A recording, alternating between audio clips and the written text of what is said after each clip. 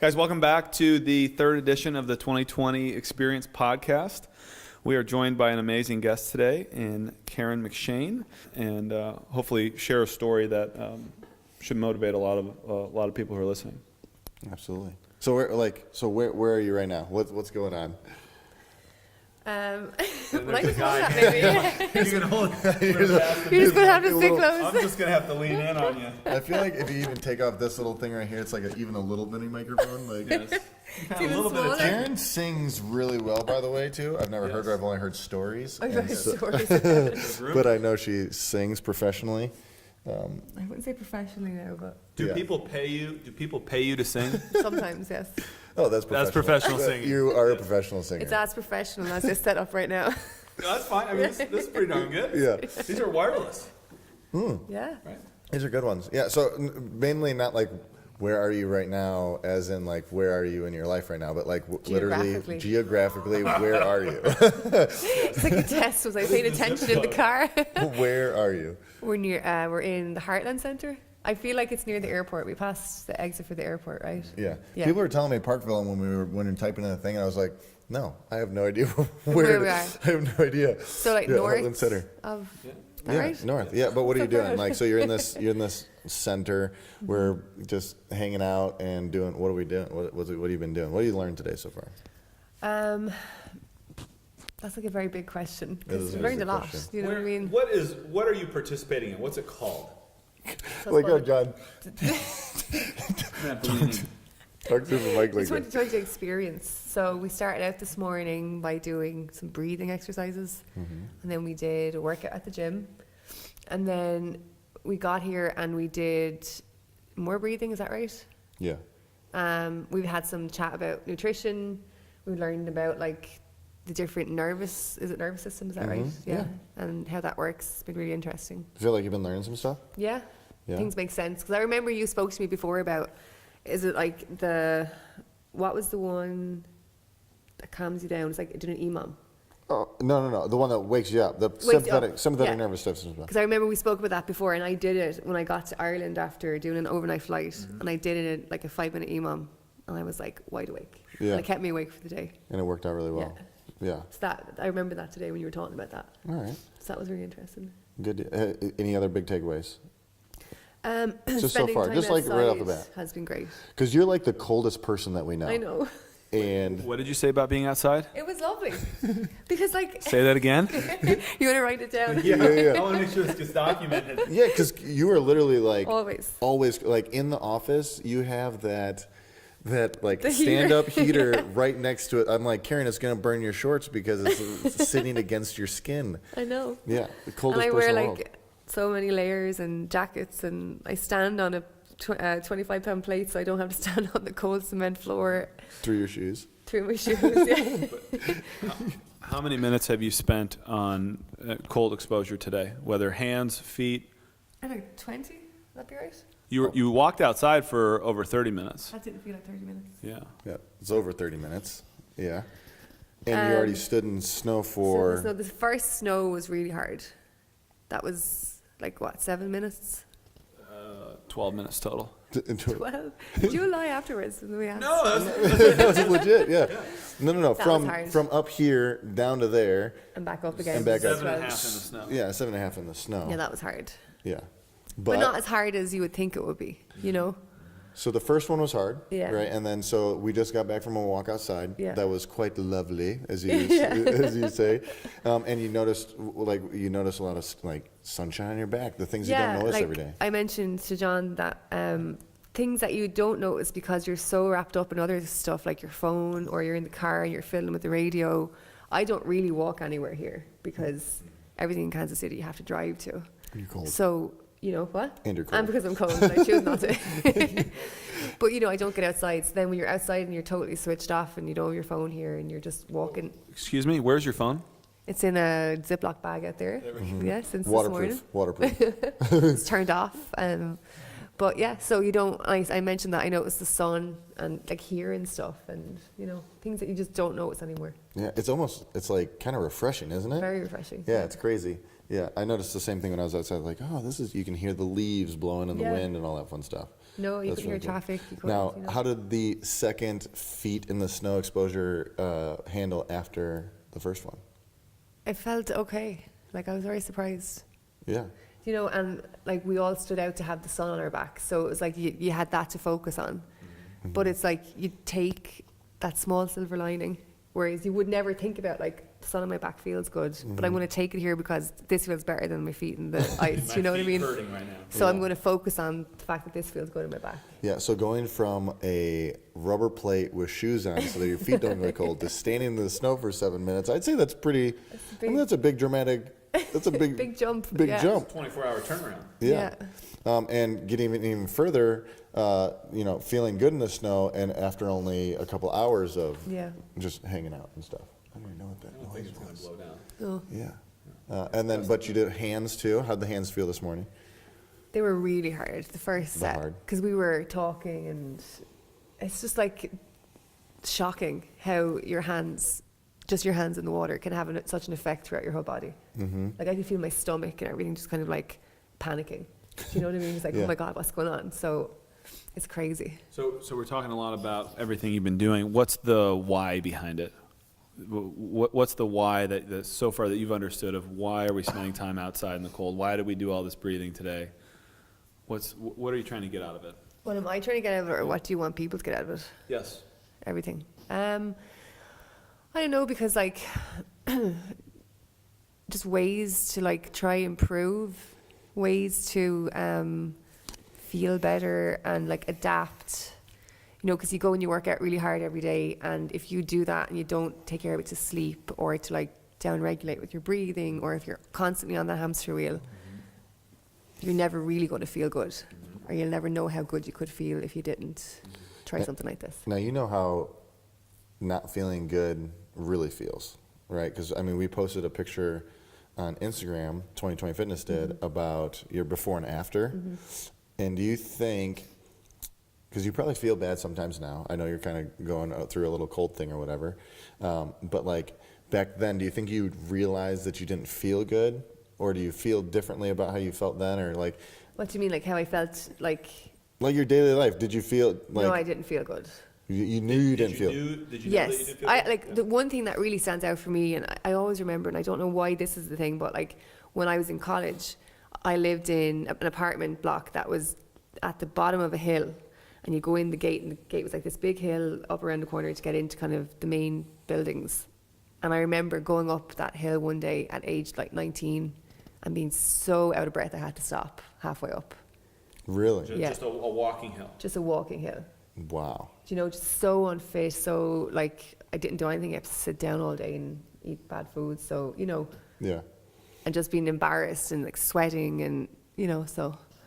And that was at 19. And then 19 or 20, yeah. and then how long did that progress? Like how long did that keep going? Like when was the time that you decided all right, enough is enough? I was going to spend a couple of weeks in the US for the summer when I was in my early 20s. Maybe it was just after that, actually. No, go ahead. And I knew we were going to the Jersey Shore, so I knew we were going to Nice. go. We were going. Gym tan laundry, baby. So I knew we were going to go to the beach and stuff. So I said, "This is it. I have to try and do something. I don't want to feel like crap. I don't want to have to be worrying about like going to the beach or wearing like clothes or my arms are exposed or whatever." I was so self-conscious. How old were you again? In my 20s. Yeah. In your 20s? Yeah. Like late 20s, middle 20s? No, early 20s. Early 20s. Yeah. So then, what we did actually, the first thing, I was in college still, we did a cereal diet. So at the time, at the time Kellogg's had this thing, it was like you do 2 bowls of cereal and 1 meal a day. So we did that for 2 weeks. So you did some intermittent fasting Wait, with the bowl wait, of so cereal? you'd eat 2 bowls of cereal 1 time a day? 2 bowls of cereal and 1 meal. And 1 meal? Yeah. Okay, Oh. so it's basically like 16-8? Kind of. And like, the only thing about it is they didn't say how big the bowl of cereal should be. just destroying. It was like a You had a mixing mixing bowl, bowl? And what type of cereal was it? It gotta be. It was like Lucky Special Charms? K Get it? and Lucky Charms are Irish. oh, Lucky Charms. I get it now. So I think there was 2 different cereals you could choose from. The Special K, do they have that here? Yeah. Yeah. Oh, yeah. And Crunchy Nut Cornflakes. Oh yeah. or like honey nut cornflakes or Oh, something. honey bunches of oats, or wait. Do you have cornflakes here? Yeah. So it's just like cornflakes with like honey and kind of little honeycomb things on them. Sounds amazing. Yeah, it does. But I Right. mean, like that couldn't have been good, right? Then No. Well, how did it covered work in for you? milk and- Yeah. I mean, I lost weight, but like I was obviously going to lose weight because I cut my intake by half probably Yeah. in the 2 weeks. I think one time you told me a story. Like, how much did you used to eat? Because didn't you say like you and your roommate would come home and get like Yeah. We used to buy 6 liters of Coke a week in our weekly shopping For two of you. for 2 people. that's 3 liters apiece? But you know, the interesting thing is we used to do our shopping on a Monday and I would go home to my hometown on a Friday morning and it would be gone. Oh, so this is for 5 days. Not even, like So 4.5. Wow. But you Just know, crushing a how we liter felt a like day. we earned it was because we used to walk to buy the groceries and we'd walk with 6 Sure. liters of Coke in our backs. So it's like we earned this. we earned a couple liters today. That's Like a insane. liter of Coke a day. So that makes sense, going from a liter of Coke a day down to 2 bowls of cereal and 1 meal. That works. I mean, Yeah. you're gonna lose some weight there. I definitely did move some weight that time, and then I think I went to the US this summer. Now, like I drank lights out for 3 months, so I probably put it back on again. But it did start something in that I felt better, and I think like the initial reason that I started was because I wanted to look better. But over time, that has evolved. You know what I Yeah. mean? What does that evolve to? I want to feel better. Yeah. You know, Like, in what way? Feel better how? I want to wake up in the morning and not like just want to wake up and feel like I could do anything. You Yeah. know, I don't want to have aches and pains. I don't want to have to be on medication for anything. You know, I just want to know where my food is coming from. Yeah. I mean, Sort of that's a huge transition to go from that to 6 liters of Coke a oh my week to gosh. All right, so you went cereal diet, Yeah. right? And then what did you go to from there? Because I know you've done a myriad of, or a plethora Yeah, of I know. diets. So, like, I don't think from there, I think I still drank a lot and I still was unhealthy, but I was trying, but I didn't know what I was doing. And we're So I- talking alcohol now, not liters of Pepsi. Yes. No, a lot of alcohol. Like, A lot of alcohol, yeah. like college alcohol, do you know? Sure. Do you know? Or Navy alcohol. No idea what you're talking about. Heard. You have heard stories. It's drunken sailors. But from there, I think I joined like Weight Watchers. That was maybe like a year or two later, and Yeah. like in that was helpful. Were you still in school at the time? I was still in college, yeah. So it was really funny because my sister was in college in the same place, and we didn't live together, but she was Older or younger? younger, 2.5 years younger. So she did the same diet, and what you're allowed to do is save points for if you're going to go on a night out. So we would, Sure. Oh, Weight Watchers. yeah. Yeah, So we right, would right. save and save and save and eat nothing, so that we could go and have like a big blowout night out on a Thursday night. Just drink 2 bottles of wine. You know?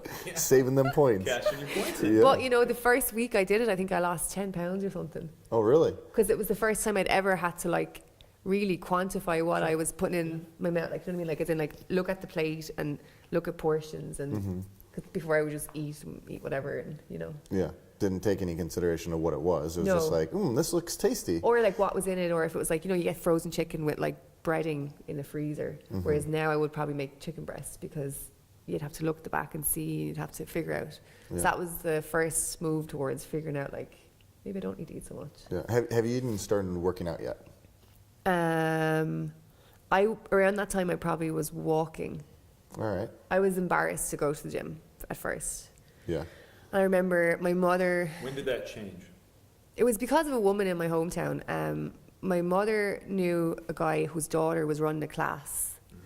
And it was kind of like for women, they would use like 5-pound weights. It was kind of, you know, curls and steps and that sort of stuff, and kind of circuit training. Yeah. And I said to my mother that I was thinking about going, but I didn't know, and I was kind of nervous to do it. And then she spoke to the girl, and then my mother came back and said, like, she said to go. She said, like, she'd be looking out for you, go over. So it was because of that, and that was the first thing I think I did. And did that was those- a group class. It's a group class. But I wasn't like, you know, I was very unfit, and I was very conscious of being the last to finish, or, you know, the slowest person doing whatever amount of reps we had to do, and I would cut reps so that I wouldn't be the last to finish. So I want to go back to like completing the story in chronology. But how do you relate now to somebody who's just getting started at our gym, who feels that way?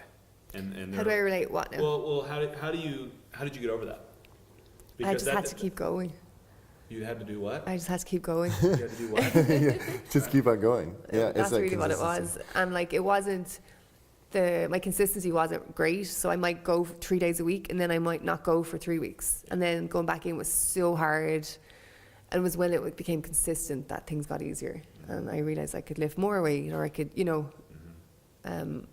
always helped to have someone you knew as well. Yeah. So that my cousin might go or my friend would go. It was always, if there was someone saying to you, I'll meet you at this time to go, that really helped to keep you honest, to keep you there. Yeah, having a little accountability buddy. Yeah, yeah. Yeah, for sure. So then what? Yeah. So I'm trying to think when that was. So this is what, you're 22 at the time? No, this would be, yeah, probably around, So the picture, and maybe we'll throw that up on the screen. When was that picture taken? How old were you? 19. 19. Okay, so you're now you're starting to make progress. Yeah. 22. Well, after that picture, I would say I got even like more overweight than that picture. Oh, really? Yeah. Oh, wow. Yeah. Because like, I'm just trying to think about it in terms of like clothes size. I think I went up another 2 dress sizes from there probably at one stage. Do you know? Yeah, so. And then. So the changes started probably around 22, I'd say. And then and you say most. I'm leaning in. sorry. No, you're fine. most of the reason you made the shift, what started it was the mirror. Yes, I wanted to look better. And like, Is there anything wrong with that? It got you started, so I don't think there's anything wrong with that. And I don't want to necessarily say that like, because I lost weight, then I'm going to be happy. You know, and it's a hard thing to like, that's basically saying that you're only going to be happy if you're skinny or something. No, it's you know? only going to be happier if you make a little bit more money, and then a little bit more. It's the same kind of thing. It was tough because like, you know, I looked like that in the early 2000s, mid 2000s. And if you think back to then what was in for women to wear, it was like, they were this kind of like really skinny look was in with, you know, kind of low slung jeans and kind of all that sort of stuff, and like hip bones were in. And so, you know, you look in the mirror and you don't see that. So like, there's a lot of, like, I just hate what I saw, you know. Also, like we say, clothing stores or clothing shops didn't cater for bigger sizes at the time the way they do today.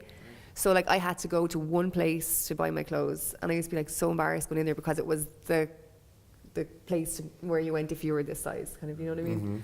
So I couldn't wear stuff that my friends wore. I couldn't, kind of, if we were all going on a night out, I would always be worried about what I would wear, and it would be like a whole process that week. And so that's really what, I was sick of it. Yeah. So to me, I don't know that it sounds like that's not what you're pursuing any longer, No. but it was a catalyst to Yeah. to get you started. So then, okay, so now you're in your early 20s. Then what? So then I went from like Weight Watchers and then to that class, and then like I lost a bit more, and I started feeling good. But then because I started feeling good, I stopped doing Weight Watchers. And like, I never necessarily put the weight back on because I was in a place where like I was walking and I was aware and I was conscious of, you know, keeping on top of, like, even if I wasn't doing classes, I went back to college, I think we had a free gym membership. I would go there and go on like the elliptical, not really know what I was doing, kind of a thing. But I never really understood what worked, and I would yo-yo a little bit. I didn't really know what I weighed. I didn't know why I might put on a couple of pounds. I didn't know, should I go running? I didn't know what I was doing really. So then from there, that first lady, actually, I think she may have come across CrossFit because her classes morphed from doing the kind of hand weights and step ups and all that, and she bought bars and weights. Nice. And it was like, Wherever you are, thank you. Yeah, no kidding. and it was like, this is so intense, but it felt like, and it was the same kind of style of like, you do cleans and then she'd make us go running outside and then come back in, and people were like, oh my God, what is this? Do you know? What are we doing? It's craziness. Yeah. Yeah. I think she may have went to a class somewhere and then she started doing the training herself. So from there, like, I realized that I liked the kind of weightlifting stuff. So I stayed with her and I kind of followed her to wherever she was for a while. And then I moved to Korea. What were you doing in Korea?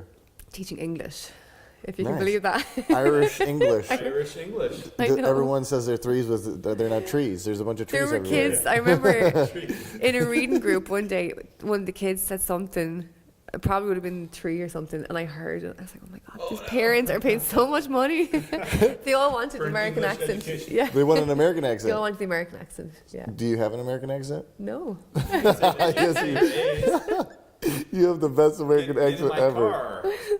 Yeah. Go for a ride in the car. No, I love both your Midwest accent. What were you saying yesterday? A sandbag or something? Sandbag? See, See? Sandbag? There you go. That's perfect. every once in a while you get her to talk in her Valley Girl voice. Oh, it's hilarious. Yeah. So yeah, I moved to Korea in 2011. So like at this stage, I was much more. I wouldn't say I was as healthy. No, I wasn't as healthy as I am now. Absolutely not. Like, but I was much more aware, but still didn't really know what I was doing. You know, I thought I needed to cut out all carbohydrates, and I thought I needed to, whatever the fad was at the time, I thought I needed to do that. Yeah. You know. Did you try low fat? Did you try? Yes. Yeah. Okay. Yeah. Yeah.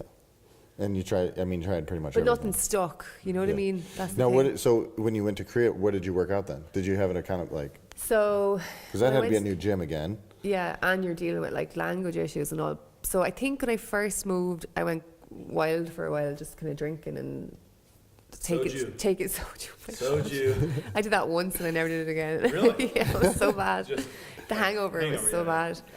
But I joined actually a CrossFit gym in Korea, but I was too scared to join the CrossFit side. So was that your first formal CrossFit gym? I was not a CrossFit member. I was a boot camp member. Okay, gotcha. Yeah, so we did, like the workout of the day, but they would scale down to kettlebells or dumbbells or Yeah. So it sounds like our fit classes. basically, yeah. Okay. Yeah.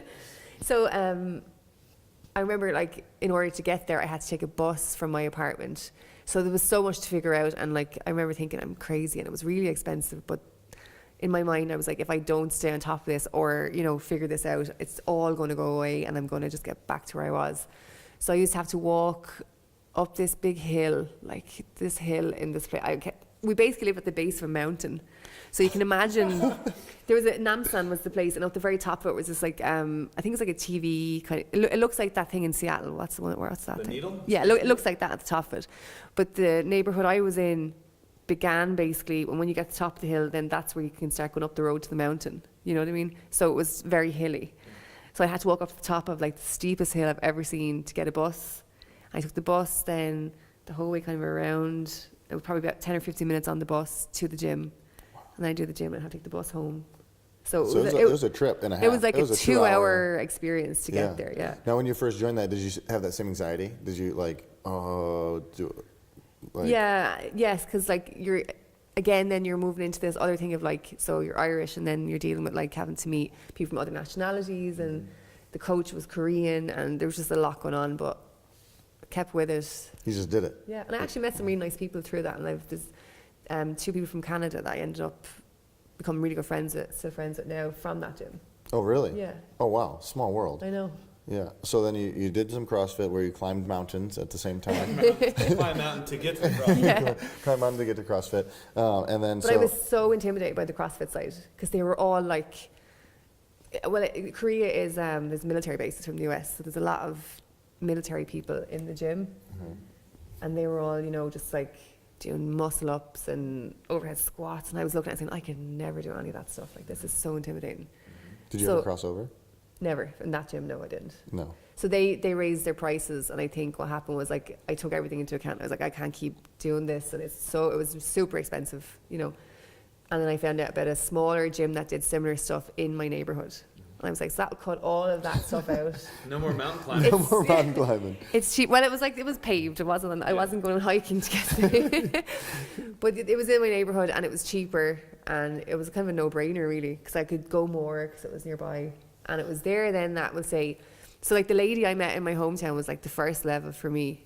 And then this next guy that I met as a trainer was like the next person that pushed me to that next level. So 'cause he's American, super like into it and intense and pushed me because like you can do it. You're able to do it. Like you're strong enough. I'm not listening to it. Like just do it kind of a thing. And then I figured out that I could do it. And that's probably where I saw the most gains. Yeah. Right. Yeah. I was still drinking there too, though.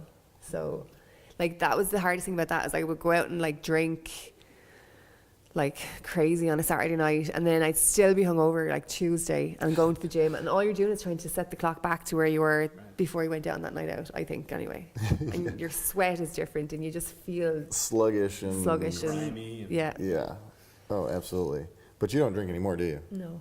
How long? People are like scandalized by that because I'm from Ireland and I don't drink. She's Irish. She doesn't drink. What? That's okay. Mike drinks Not a though. religious. Mike drinks now. Yeah. Yeah. Yeah, Mike drinks He just enough. finished the dry January and he was so happy. Yes. What was his first drink again? Did he mix a? He had a Radler with vodka on like a Tuesday night. Tuesday night. It's February. Yeah, just straight up crushed it. Nice. But how long have you not been drinking then? It's been a while. So I'm trying to think, like that second year I was in Korea was when I started winding down because I did it 1 year there. The pubs don't close. So you're going to be out till Oh my gosh. 5 and 6. You go out at 7 o'clock at night and you're still out at 5 and 6 in the morning, still going, you know. And I would honestly be the first one to fall away at that time. But like some of my friends and my sister, she might go out on a Saturday and not come home till Sunday night. Like, you know, 'cause you just go from pub and this pub closed, then you go to the next pub. And Man, that's expensive. keep going. No, it's really cheap there. Oh, it's really cheap. Like a beer was $2 Oh, that's better for like then. a big. Oh yeah, as long as it's cheap. as long as it's cheap, you might as well just keep on doing it. Yeah. All right, cool. Oh my. But that's where I started kind of winding down. I just couldn't keep going. I couldn't keep doing it. I was No like way. coming up on 30 or 29 or something. I was like, I can't do this anymore. So I think so it's saying your age right there is like, I think, so we started at 19 and it's 10 years later and we're still making progress. I know. Like, it is a journey and a half. It's not like it's just something you're like, oh, all right, well, I'm going to do this and now let's. And like maybe if I was more committed to it, like I still had fun and I still ate pizza and I still had a burger and I still, you know, but I worked out, and in my mind at that time I worked out because so if I had a bad weekend, I go and work out on Monday to undo it. Mm-hmm. It wasn't necessarily, You're So, never like- making progress. no, I was just kind of basically doing it to keep the needle where it was. Yeah, you're playing defense Yeah. to your constant offense on the weekend. Yeah. Yeah. So then Korea, and then from Korea you went to. So yeah, like everything started winding down in terms of drinking that second year in Korea. Mm-hmm. So then I realized I started going to the gym on a Sunday morning, which was like a revelation because I used to do like this kind of longer class from 9:30, or no, from like 11 to like 12:30 or something, To what? 12:30. Oh, all right. Yeah, they're like, he did like a double class on a Sunday, and you do these 2 really tough workouts. So I started doing that every Sunday, and that was a way to keep me from going out on Saturday night. And I would like sign up for it, all those sort of And you things. probably thought about what you were doing on Friday night too. Yeah. And how that's going to Yeah, affect you. and Sunday was like a revelation. You know, Oh, it's yeah. like this whole new day. I got back, and I wasn't as tired or as cranky with kids that I taught on a Monday.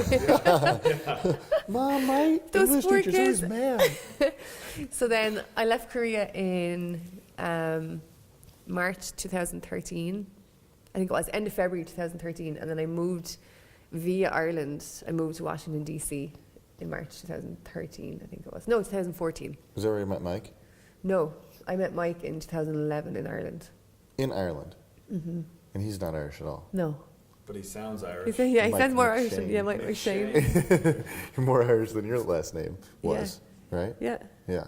So you met him in Ireland. Why'd you move to Washington, D.C.? he was living there. So I met him. My friend went to Notre Dame for postgraduate school, and he was in her class. And then both of them went from there to the University of Arkansas to do their PhD. And then Alright. I think they went to an education conference in Dublin in the summer of 2011. And then I remember my friend texted me saying, I'm coming down to Waterford with 2 Americans. Will you be around? I was like, I don't know. Like, my sister's 21st was on the Friday night. And, like, I was just a mess at that, you know?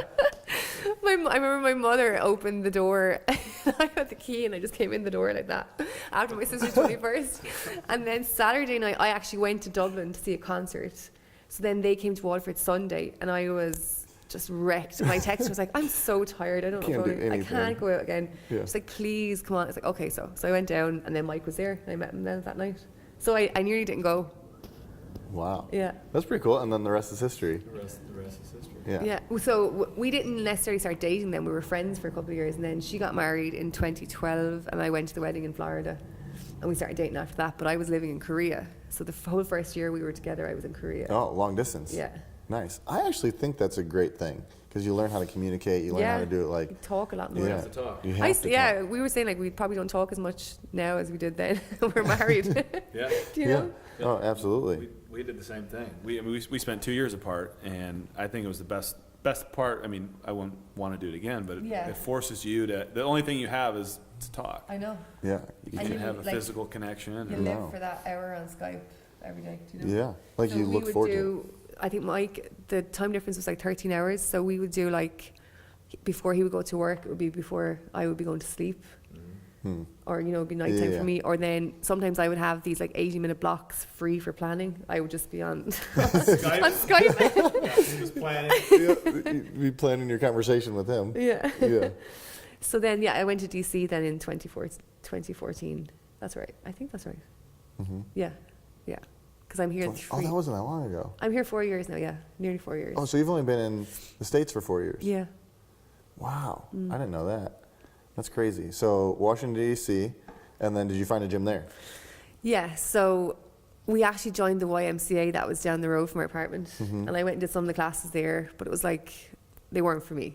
That's Yeah. all I can say about that. Like, and then I went into the gym part and I started like trying to lift weights myself and trying to remember what I'd learned, but I didn't really know what I was That's doing. hard. And I would get stuff online and I just wasn't motivated. I would spend 2 hours at the gym up there on my own, just kind of going around like from machines and kind of, I know what I'm doing. And then I said to Mike, we were getting married June of 2015. So I said to him, there was no gyms in the area at that time, but then probably 6 months after we moved in, a CrossFit gym opened up. I remember seeing them all running on the street.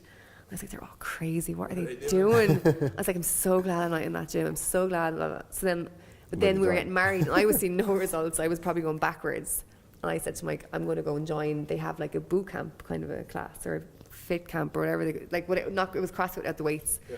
And I joined it and I did that for 10 sessions. And I was signed up for my next 10 sessions. And the owner was like, what are you doing?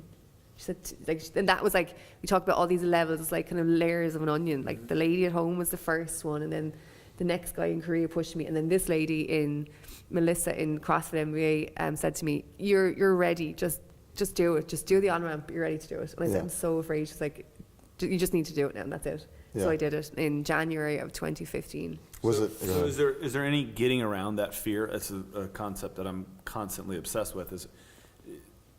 Did you what made you decide to do it? What got you over that hump? Because everything up to that point that I'd done had stopped working. And I felt like I need to inject something into this now. Because I was getting married and it was also, I wanted to look better in a wedding dress kind of a thing. That's where it was first. I think all of us can relate to that feeling though. Of Want to look better in a wedding dress? Yes, that too. But like that feeling that like in your stomach of, I don't know how I feel about this. Like, the anxiety that you feel before you go and do something. But it's like, what, like John said, like, what is that magic, what is that pill that gets you over that hump? Or like, was it, and this is the answer for everything, was it as bad as your stomach made it out to be? You know what I'm saying? Like, was it as bad as your feelings in your gut were like, don't do it, don't do it, don't do it, and then you just got over the hump? Like, it's No, it wasn't as bad because like, if you do any sort of, I mean, you could go in and have done nothing. Or you could have gone in and been kind of doing the rounds for 10 years of different kind of exercise regimes, and they treated us as if, like, I had learned how to do cleans and all that stuff before, but I was lined up with people who had never done them, and I was treated as if I'd never done them, you know, that sort of thing. And that's probably what's important, is that even if you go in with no experience or you go in with years of experience, in their eyes you're all clean slate. Yeah. So then you don't feel as conscious, I think, because we did a group on ramp. And that, in a way, for me, because we do one-on-one, for the group on ramp, for me, I felt like it was I felt a bit self-conscious, because what they'd do is they'd show you the movement and then they'd line you up and say, okay, now you do it, now you do it. And you're like, oh my God, I have to get this right. Yeah. You know, but so that was the thing that would put my mind at ease if I had never done it, is that I went in the door and even if there was someone doing CrossFit for 2 years, we were the same to them. Yeah, so that's kind of cool. All right, so you got over the hump. You started doing CrossFit. Yeah, and I was only doing it 3 days a week at the time, I think, because I felt like that was enough. I felt like I was doing enough. And for the record, if you do it 3 days a week, that's pretty good. She's a little overachiever. So 3 days a week is great. But it wasn't like consistent, and I would cherry pick, and you know, again with my food, and I didn't know what I was doing. I was just kind of, I didn't know what I was doing really. Yeah. And I remember I bought my wedding dress like 9 months before the wedding, and I joined CrossFit, and I was like, I'm going to lose so much weight, I'm going to look so different. And I didn't really. The dress was more or less the same on me. So it was kind of like a realization, like, yes, this is maintained and I feel stronger, but I'm going to have to do something a little bit more to get this to really get over the line. Do you know? Mm-hmm. And what was that? Well, then I moved to Kansas City. Oh, you moved. So that's when you moved to Kansas City. Did you guys get married in Kansas City? I got married in Ireland. That's pretty awesome. Yeah. Do you have pictures of that? I don't know if they take pictures in Ireland. They have cameras. I don't know what made me think like you have pictures of your wedding in Ireland. Well, Do you have pictures of your wedding? Would you share them with me, please? I really want to see them. Like I want to see, because I've seen pictures of your. She doesn't have her phone on her right Oh, now. Yeah, I oh, can okay. show, yeah. She doesn't. Okay. I can cool. explain what it looked like. Mass expansive. Yeah. Okay. Cool. So you're in Kansas City now. With So I moved to Kansas City. We got married in Ireland in June of 2015, and then we moved to Kansas City in August of 2015. So we were in DC for 2.5 years, and I was probably 6 months into CrossFit at this stage. Yeah. And how many days were you on the ground before you joined a gym in Kansas City? I think we arrived here like Thursday, and I was in 2020 Saturday morning. I think, yeah. oh, right. I dropped in on Saturday morning, and I was just like straight on, and I just Googled CrossFit gyms near my house, and That popped I up. had John Tormented straight away. Yeah. Just came right in, knocked it out. So you sound like you've been working really hard and you've been doing all this training. What was the missing link? Okay, basically what I want you to talk about is how nutrition played a huge role in. Well, there was two things. It was self-belief that I could do it, and not underestimate or undermine or feel like believing like I can't do this or like I'm not good enough. And like I still scale stuff, and I'm still not there, and I'm still Today, right, absolutely. Like if I do the open, I'm probably going to scale most of it, and like When you do that, then. yeah. Oh, sorry. I was Sorry. There's no. I was gonna say when. Sorry. So it's like not like it was this, you know, I'm like an athlete now or something. Like I still have to learn how to do stuff, but it's, but getting to your point about nutrition, it was like all those things combined. It was going to the gym consistently. It was lifting heavier weights and not being afraid of them, you know, because there's that element of like, I can't put that over my head. It's going to hurt myself. And then it was figuring out about food, what not to do and what to do. Tell us. And it's still a learning process. Yeah. What about the last 6 months? What have you learned the last 6 months about nutrition for you? The last 6 months. Well, let's say the last year. Okay. Well, like that I don't, that Do you have pictures? That's gonna last forever. Hey, I think I just wanted to see them. I Like know. right now, did you guys think? I actually want to see them too. I know it sounds amazing. Yeah. And was it in Waterford? outside Waterford, it's a town called Passage East. Love it. And it's a really pretty church. I think they built it like around the time of the famine, which was like late 1840s. But it's up on this cliff that is looking out on the estuary where the river meets the sea. It's really pretty. We do want to see. See You wanna see pictures. pictures? Yeah, Yeah. that's why I asked. That's awesome. But you Yeah. did take pictures. Yes. All right. So join the gym, nutrition. Nutrition. So in the year, last year, what I've learned, I'm trying to like would that. you say your experiment? It's an experiment. Absolutely. And that like, so when I joined 2020 first, or any gym, you'd hear about, oh, you need to do paleo, or you need to do this, and you need to do that, and then my head was spinning, and so then I got to the point where I was like, I'm so overwhelmed, I don't know what to do, that I'm just not going to do any of it. Do you know, at first. Yeah, absolutely. And I remember going to a talk that you gave one night, I think Jeff there was slides that he spoke about. Again, I was a bit overwhelmed by that because it was like percentages and all this stuff. And I was like, I'm never going to figure this out. Yeah.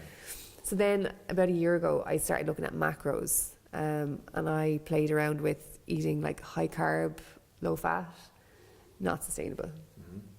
Like not sustainable. I felt like at one stage last summer, I was eating 35 grams of fat a day, That's it. How many grams of carbs? 180. So that's Wow. That's And 140 grams of protein. And it's just like not sustainable. There's And just no way to like live why? your life because like you can't do anything. Yeah, but I mean, and I know you told me about like this earlier, but like you had like hair wasn't as shiny, or hair was My hair wasn't shiny. My hair was, so I had like What about your nails? nails. brittle nails. My skin was awful. My skin just looked dry actually and kind of almost grey. You know, that kind of look where my hair was starting to fall out because I had issues with my hair. I think it was more when I moved places. When I moved Korea and I moved to America for the first time, I would have like obviously some sort of reaction from my body, and that I don't know if the water was new or whatever was in the air, but my hair would start falling out. So it started falling out again last summer, and I panicked. And that's when I talked to Jeremy, and I was like, I can't do this. This is like, do you know, it's not sustainable. So then we started talking a lot about macros, and now they've flipped over. Flipped over, a little bit more fats, A lot less carbs, a whole lot less How carbs. many left? like half. Huh? But 90, still in I'd a say. 90 to 97. 110. I Yeah. mean, it's still in a. This is just me saying sustainable. I think it's more sustainable to do more fat than carbs because you could go to a restaurant and have meat and a salad with a dressing. Whereas if you go and you have a salad and you have these really, really tight window for fats and you put a dressing on there, you're probably over already. You're done. You know, but you can have all the bread you want or whatever, all the like oatmeal or, you know, it just didn't really make sense towards the end. Yeah. And even at that, like, I would eat this porridge that had 2.5 grams of fat in a bowl of it. I was like, if I can't even, That stuff's really good, though. Yeah. That's really good. Porridge from Ireland. Oh, but it's if I so can't good. even have that, like if that's, you know, if my window is 35 grams of fat and like 2.5 to 3 go on a bowl of porridge, that's like 10% of your fat there. Is that 10%? Yeah. Yeah, more ish, like not 8% of your fat in a bowl of porridge. There's something up. Right. And that's not. Yeah. No, that's not sustainable at all. But even still, like working with macros and adding in more fats and maybe less carbohydrates and more proteins, Yeah. it's still been an experiment, Definitely. right? You can't. I mean, you can say for sure feel better, Yeah. right? Hair is shinier. Hair is shiny. Yeah, probably sleep better and stuff like that. Yeah. But it's still an experiment to say, okay, I'd like this more. Let's work on changing it. And I feel Yeah. like you really understand that. I think that's super important for everybody to realize. Is like, hey, this nutrition and working out is it's a process over time. Yeah, and it's You're a- about to say lifestyle choice. lifestyle It choice. is a lifestyle choice. And it was like, for me, it was like layers of an onion. Yeah. I dealt with one thing, I got some weight down. Then I said, okay, the next thing I have to tackle is get into a gym. And then the next thing I had to tackle was, okay, I need to get consistent at the gym. And it was like all this stuff built up over time. Yeah. And was when I got to 2020, it was like a very holistic thing of it. It's not just about, can you lift, you know, 1 million pounds? It's can you like be a whole person? You're here for 1 hour, but like, what do you like for the other 23? Yeah. Do you sleep well? You know, what are you eating? What are your relationships like? Or do you get outside? All those things are important. It's not just the 1 hour at the gym. So that leads me into my next point is you've made, over the last 10 plus years, you've made incredible progress. And yes, you've peeled back one layer after another. What's next? Ooh, that's a good question. I Where are you don't going know. now? I mean, it's You're always not, you're not done. Like, No, yeah, no. We said we posted a before and after. I wanted to interrupt and say a before and present. yeah. 'Cause I don't think the Before after and is current. anywhere near us. No, and I don't think it will ever. I don't think because your life changes, so then your goals will change. So if like I have kids in the next couple of years, then that brings me back to a place of like, okay, I'm going to have to like figure out how to get back to after having kids to a place where I feel comfortable again or whatever, you know. So it's always going to change. So like my goals right now will be different to my goals in 2 years, and they're different than my goals 5 years ago. But I think you can never not have goals if you're trying to be better every day.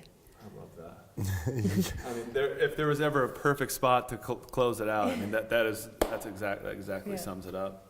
Thank you so much for for sharing the having story me. with us and sharing with everyone. It's been a blast. A lot of this we knew already, but Yeah. it was great to hear it in more detail. Yeah. We appreciate you sharing it with us. Thanks. And I want to see those pictures. Okay. Yeah, we're gonna need to see those pictures.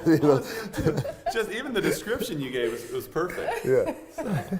Guys, thanks for joining us. We'll see you guys next time.